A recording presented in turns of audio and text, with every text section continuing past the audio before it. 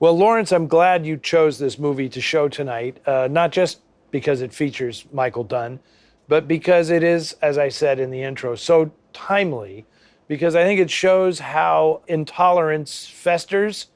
It starts with just casual behavior, and then the next thing you know, you're on a boat that's docking in Nazi Germany. Everybody on board is sort of oblivious to everything that's going on around them, except for the Dunn character, perhaps, and the other. Who interestingly calls the Jewish guy with him, perhaps you're the biggest fool of all if you're not worried about what awaits when this ship docks. Right, because he keeps saying, oh, it's not a big deal. We don't have to worry about it. It's fine. It'll be fine. And you know, we can see parallels with that today. Absolutely. Right? When you've got authoritarianism staring you right in the face, right? But for whatever reasons, refusing to see it willfully. Absolutely.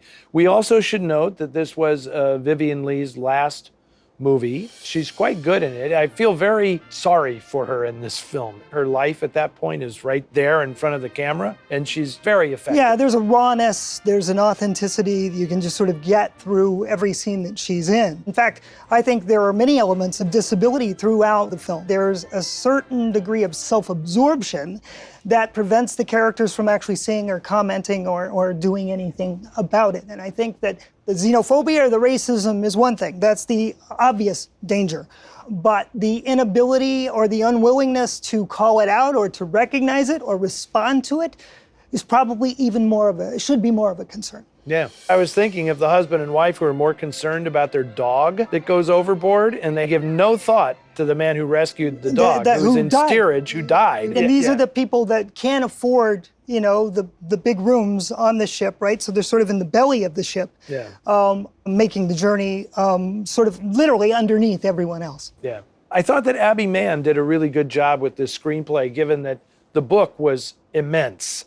And I know that Catherine Ann Porter was disappointed in the movie adaptation because they left so much out. Whether you're a film editor or a book editor, you've got to make decisions, right? Exactly. In terms of the screenplay in this case, right? And I think you've got a lot of cool tools to work with this story and with this cast, right? Yep. And even then, it clocks in at 2.5 hours. I mean, now it would be an 8-part streaming series on television. Which I'd like to see, actually. Yeah, well, who knows? We may get a cut for giving somebody the idea now. Lawrence, this has been an absolute treat.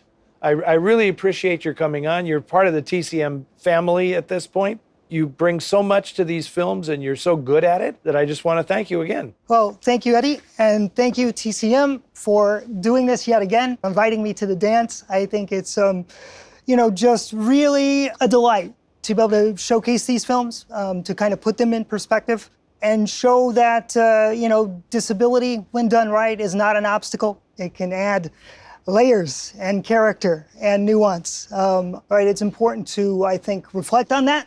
And then utilize it, right? Make sure that people get the opportunities to be all that they can be in terms of their lives and their careers. Valuable message. Thank you so much. Thank you. And don't go away, because there's plenty more coming up on Turner Classic Movies.